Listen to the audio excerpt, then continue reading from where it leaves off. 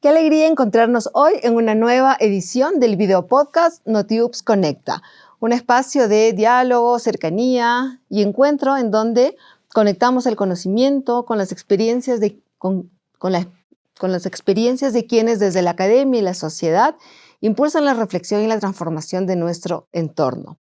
Desde este espacio, creemos que las mejores conversaciones son aquellas que nos invitan a escuchar a otras voces, cuestionar nuestras certezas y descubrir nuevas formas de comprender la realidad. En esta ocasión hablaremos sobre un tema que siempre está presente entre nosotros en nuestra cotidianidad y aunque muchas veces no nos detenemos a reflexionar sobre ello, hoy día conversaremos sobre qué es la interculturalidad, cómo se la vive en la universidad o cómo se la vive en la sociedad. Para profundizar con esta conversación nos acompañan Fernando Garcés. Él es docente investigador de la Universidad Politécnica Salesiana, es director de la carrera de Antropología y dirige también la Cátedra UNESCO Indígenas de la Ciudad.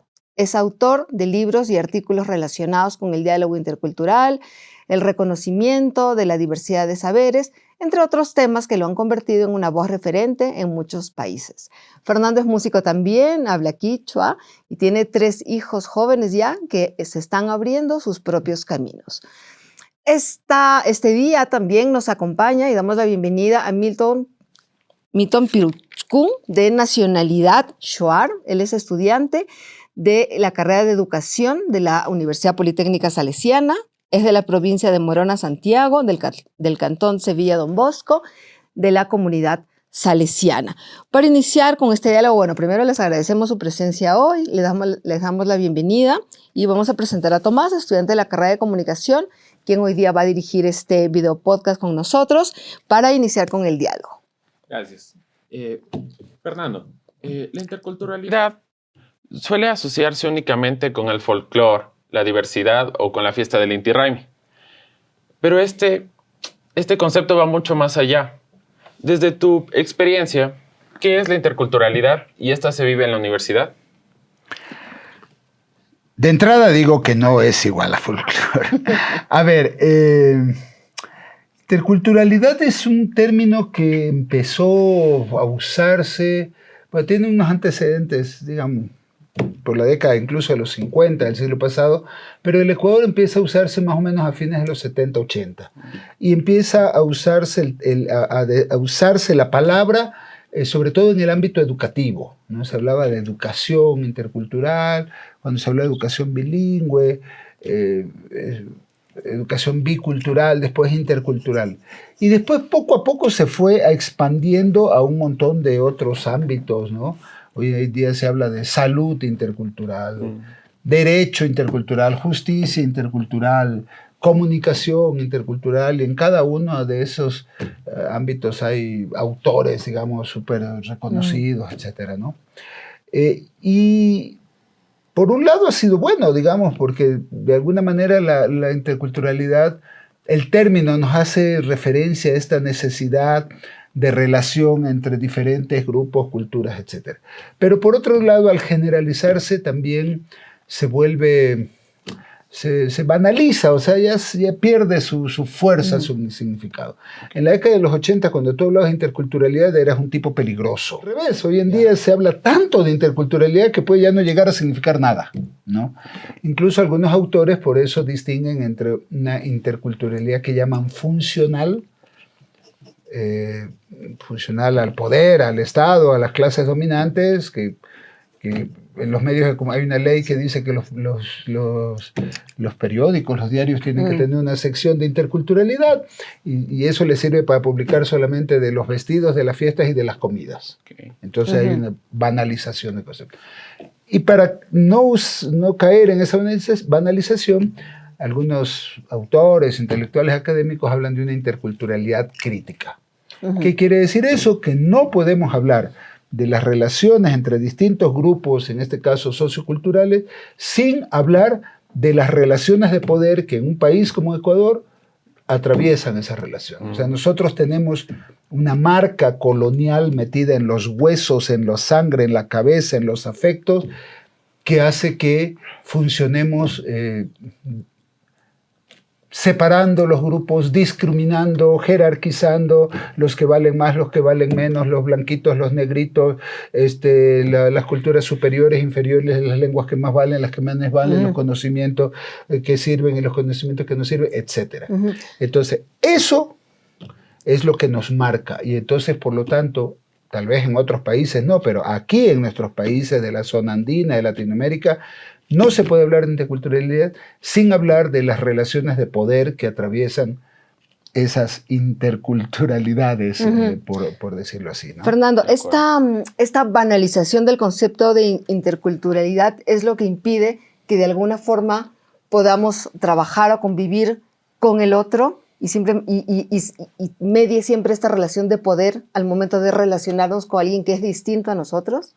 Claro, porque eso es lo que nos ha marcado, digamos, en términos de relaciones de poder que se expresan concretamente en distintos tipos de racismo, ¿no? Que están presentes en la vida cotidiana. No solo el racismo brutal, digamos, de insultar a lo otro o de pegarle. Formas tan sutiles, una persona que llega con vestimenta indígena o por su color de piel o por varios rasgos o por la forma de hablar, llega a un hospital. No es la primera que atienden, ¿no? Yo he sido encargado de cuando antes de que hubiera la residencia universitaria había la hospedería campesina de La Tola. Yo he vivido en carne propia cómo llegaban a emergencia los fines de semana. Era la última gente que se atendía en los hospitales. Esto se puede vivir en todos los ámbitos de la sociedad.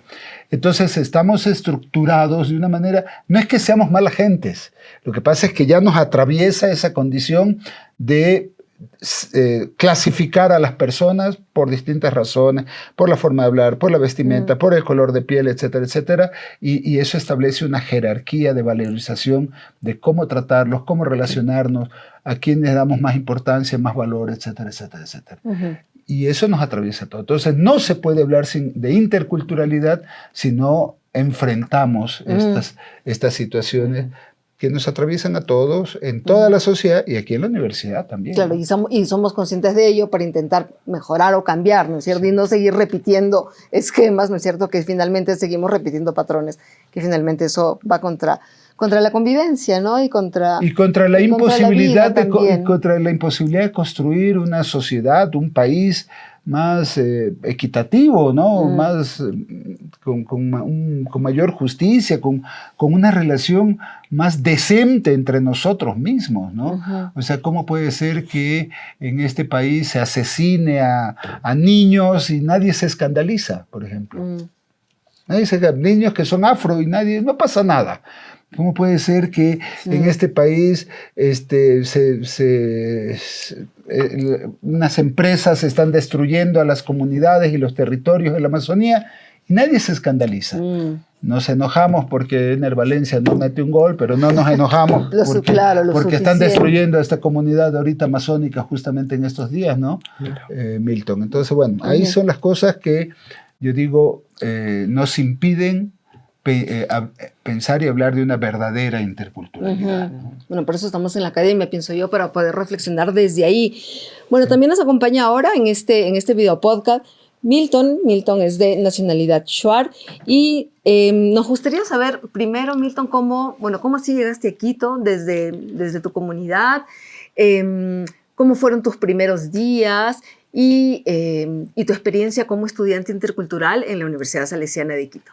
Muchas gracias. Gracias por este momento y espacio donde yo también voy a compartir un poquito de dónde vengo y cómo así llegué acá. ¿Cuál es mi origen? ¿Cómo es que llegué a estos primeros pasos? Primeramente, a llegar a la ciudad de Quito, que es tan hermoso, desde un principio tuve un poco de miedo, pero también llegué con muchas expectativas para estudiar aquí en la universidad. Desde un principio tuve miedo. ¿Por qué? Porque es la primera vez que iba a alejarme de mi comunidad, de mi familia. Incluso que en un momento donde mi historia decía, ¿vas a volver o no vas a volver? ¿O te puede pasar algo o no te puede pasar algo? Pero aún así creo que en un momento donde yo llegué acá, muchas cosas cambian. Tu forma de pensar, tu forma de vivir, tu forma de darte cuenta en tu entorno cómo es. Obviamente desde un principio mi mamá tuve miedo de dejarme solo, que vaya a otro lugar. Claro, muchas madres de allá, del oriente, tienen miedo de soltar a su hijo, porque enfrentarse a una nueva realidad es difícil ahora en esta actualidad. Hay matanza, hay violencia, todo eso.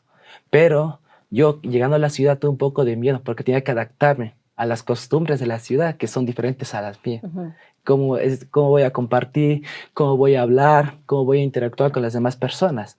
Pero estando aquí en la universidad, me di cuenta que no solo es para estudiar, sino también que es para venir a compartir, a conocer, a convivir con las demás personas. ¿Cómo fue tu llegada? Bueno, sabemos que vives en la residencia intercultural, que es una residencia de la universidad que acoge a estudiantes de diferentes comunidades salesianas de todo el país. Cuéntanos cómo fue tu experiencia al encontrarte con gente sumamente diferente, ¿no? Porque una cosa, claro, o sea, vivimos en un mismo país, pero, o sea, con 3 o 4 horas de diferencia hay un cambio radical en las costumbres y en las formas de ser. Lo de mamá, sí, eso te puedo decir que nunca cambia, porque yo también soy mamá citadina, igual Fer, y te apuesto, y la mamá de Tomás también se muere de miedo ahora. Igualito. Claro, es un sentimiento compartido. Entonces, con tu madre igual tenemos ese sentimiento. Pero cuéntanos cómo fue tu experiencia al llegar a la residencia y de pronto tus primeras clases y de pronto si hay algo que recuerdes especialmente de esos días. Claro. Cuando llegué a Quito, primeramente te invitan. Hay muchos estudiantes como yo que terminamos el colegio, obviamente un colegio salesiano, donde nos dan la oportunidad de que estudiemos.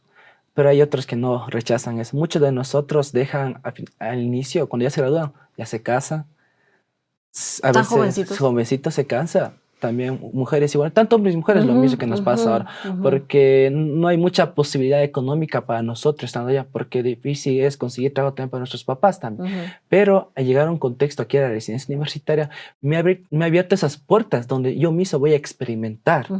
Obviamente yo convivo con otras nacionalidades que son costeños, que son igualmente quichuas, son también achuares también, ya. El momento obviamente es complicado, porque al final tú vienes de otros lugares donde tu forma de pensar es distinto que el otro. Claro. Hay momentos en que uno también no se entiende y es donde a veces choca. Choca las culturas, choca sus formas de decir las cosas, choca donde, por ejemplo, yo digo algo y ellos me dicen otra cosa. Eso es distinto, pero yo creo que lo más importante es entendernos a uno mismo. ¿Por qué? Al final yo respeto lo que me dicen y ellos me respetan lo que yo digo. Pero desde un principio, llegando a clase en la universidad, aquí, estando el primer día, tuve bastante miedo a que ganas de desmayar me daba frente a mis profesores. ¿Por qué? Porque yo no tuve esa oportunidad de interactuar frente a un público, donde intercambiar ideas, dialogar, todo eso. Tal vez con mis personas y conmigo puedo hacerlo, pero llegar a una realidad distinta a la otra es difícil. ¿Por qué? Porque hay momentos y lugares donde tú debes saber hablar y donde saber decir que ya, hasta ahí nomás. Pero en mis primeros días de clases tuve miedo. Pero la primera materia que tuve fue comunicación oral escrita, eso nunca me olvidé. Que es donde tú tienes que pararte frente al público. La profe que fue Miriam Gallegos. La profesora Miriam Gallegos. Pero ella me motivaba. Yo también soy profesora de comunicación oral escrita. Sí, pero esa profesora se ganó mi respeto bastante y me dio esa confianza. Donde dijo que eres bueno, te vemos que hablas frente a todos, pero al momento de frente a un público es distinto, me dijo. Claro, porque vas a aprender todo eso, ganando experiencia. Aparte del error, ahí viene el aprendizaje y la enseñanza, porque tú enseñas y también estás aprendiendo al mismo tiempo. Eso fue una parte donde yo tuve que afrontar frente al público, porque a veces yo tartamudeaba, no podía pronunciar palabras, y donde que me apagaba, me bloqueaba, feísimo. Pero ahorita viendo que desde donde empecé hasta ahora donde llegué, es distinto. Claro, es un camino. Es un camino. Es un camino, así es. Y con tus compañeros, tuviste, o sea, te acogieron de una forma amable, amistosa, o sí tuviste algún momento de choque o algo con algunos de ellos, o no? Claro, con mis compañeros, desde un principio sí, choques por manera de pensar de uno mismo. Porque al final, algunos términos son distintos que el otro, porque se entienden en varios contextos, en varios ámbitos. Pero aún así, mis compañeros me recibieron de buena manera. Vivieron como era. Era muy amigable, era muy participativo, colaborativo, compartía con todos. Y eso me da la oportunidad de que yo comparta con ellos también quién soy y de dónde vengo también. Sí, me encanta además porque vas a ser profesor además cuando te gradúes, ¿verdad? Claro. O sea, vas a regresar a tu comunidad y vas a ser profesor. Entonces, claro, es una experiencia de vida también, ¿no? O sea, como todas nuestras profesiones. Quería hacerte una pregunta y es que, ¿qué acciones crees que podemos impulsar para construir espacios más inclusivos, más respetuosos, más abiertos al diálogo? Tanto aquí como fue. A ver, pasando de lo que antes era qué es la interculturalidad, cómo se conceptúa, etcétera, yo creo que lo importante es cómo comenzamos a vivirla. O sea, la interculturalidad tiene que dejar de ser un concepto a pasar a ser una experiencia, una vivencia. Lo que nos ha contado Milton es el camino de una vía, del que viene una comunidad de la ciudad. Yo creo que esto para toda la sociedad ecuatoriana, la cosa más extraordinaria es que los que somos padres eduquemos a nuestros hijos en la otra vía, ¿no?